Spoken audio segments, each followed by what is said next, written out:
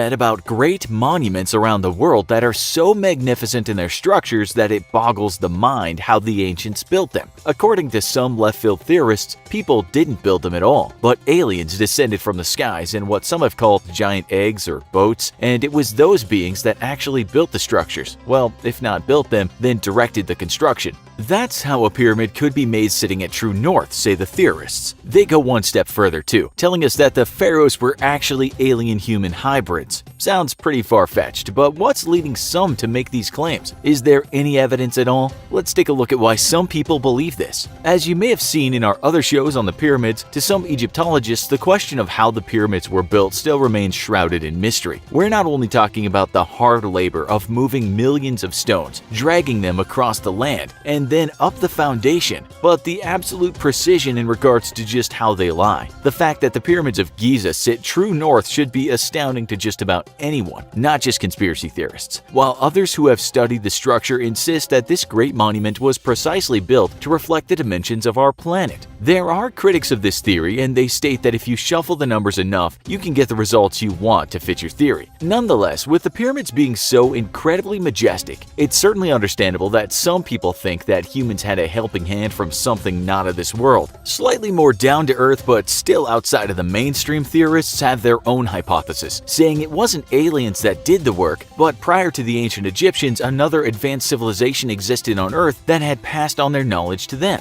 Before we turn to the alien hybrid pharaohs, let's look at some other reasons why a certain segment of the public believes aliens came down to Earth, left, and then were worshipped as gods by ancient civilizations. For starters, we have the Moai of Easter Island and the giant stone heads that certainly couldn't have been easy to erect. There's plenty of evidence that it was possible for the Moai to build these statues, but there are still those that state that they were built in the shape of the aliens who lent a hand in their construction. Then there's the ancient Bolivian temple Pumapunku, which was built with stones weighing over 100 tons. Even today, scientists are in disagreement as to how humans moved them. The stones in the temple fit together like an interlocking puzzle, and this would have meant those builders had to have possessed a profound understanding of geometry and masonry. Not only that, the incredible intricate decorations in the stones are so outstanding experts don't really know how they managed to make them with such basic tools. Tests on mummies have shown that people in the area regularly consumed hallucinogenic plants, and to some theorists this was their way of connecting to another world, which might help explain their brilliant inspiration. We won't go through all the great wonders on this planet Earth, but there are many historical sites that boggle the mind. Take for example Stonehenge in the UK, or the temples of Vijayanagara in India that seem to have alien-looking figures and objects carved into the stonework. We are by no means attempting to sway you into thinking that just because humans in the past showed that they could do incredible things, that it means that they had help from aliens. But we're merely saying that this is a reason why some people believe this might have happened. Back to the Egyptians. Have you ever seen a picture of Pharaoh Akhenaten, the father of King Tut, who was said to have been the living embodiment of the solar deity and who died around 1336 BC? There are many remaining artifacts that depict what Akhenaten looked like, and you know what? He has an elongated head, much like the average gray alien. You can find one stone carving of him worshipping the disk of the sun, known as the Aten, with the beams of light shining down on him. Looking at this though, with his elongated head looking rather alien-like, if you didn't know better, you might think that the Great Disk was actually a spaceship, some kind of flying saucer. Of course, this is a long shot, and if you read more about ancient civilizations, you'll find that depicting people with elongated heads happened a lot, from the Australian Aborigines to the Mayans to many other places. Some have suggested that this might have been because they actually did have big heads, a deformation called macrocephaly that basically means big head in ancient Greek. This might have been the result of inbreeding or disease that led to the abnormality. It may have also been done on purpose. Cranial deformation might have also been a very painful procedure, something that children of noble birth had to go through to make them look unlike their ordinary folks. The theory is that it gave leaders to be great prestige. Whatever the reason, there's a lot of evidence of ancient people having these large heads all over the world. Some people would have you believe that these people were alien hybrids, or at least fashioned to look like the great things that came from the sky. There's no real solid evidence for this though. It's mere speculation, or more like fantasy. As for the great Akhenaten, did he really have an enlarged head?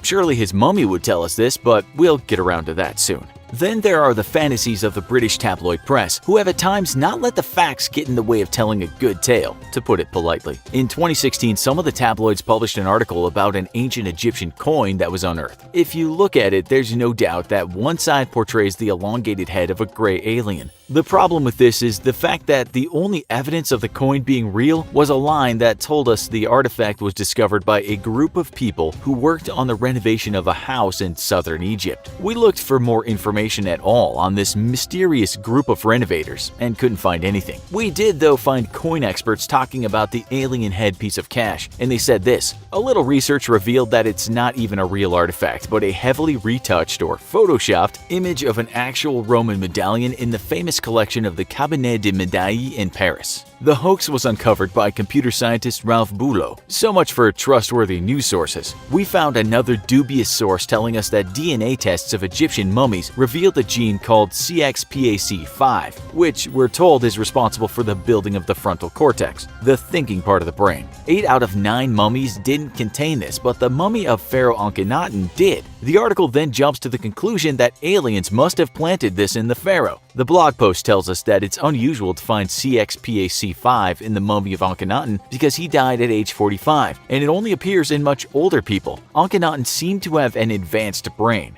That said, we can find no one but alien enthusiasts talking about it. In fact, there are no links at all leading to the supposed study that tells us the pharaoh might have been linked somehow to aliens because of the appearance of this gene. Scientists are actually not sure where he was buried anyway, with it being suspected that he might have been laid to rest in KV-55, a tomb in the Valley of the Kings in Egypt. One of the skulls found there was enlarged, but it's thought that this was because of a disease called chronic hydrocephalus. This basically means too much fluid on the brain, and that can distort the cranium. Other experts say the ancients' enlarged heads could have been down to various syndromes that cause macrocephaly. Still, the reputable experts are still debating if the skull was Akhenaten's at all, and they certainly haven't put forth a theory that aliens had planted a gene in his head that made it larger or made him more intelligent. The alien believers certainly connected a lot of invisible dots to make that story work. Finally, there's the allegedly ancient Egyptian text called the Thule Papyrus. You'll find certain sources saying this contains script that looks like it talks about UFOs. One translation of part of the text reads in English: "In the year 22, 3rd month of winter, 6th hour of the day, the scribus of the House of Life found it was a circle of fire that was coming in the sky."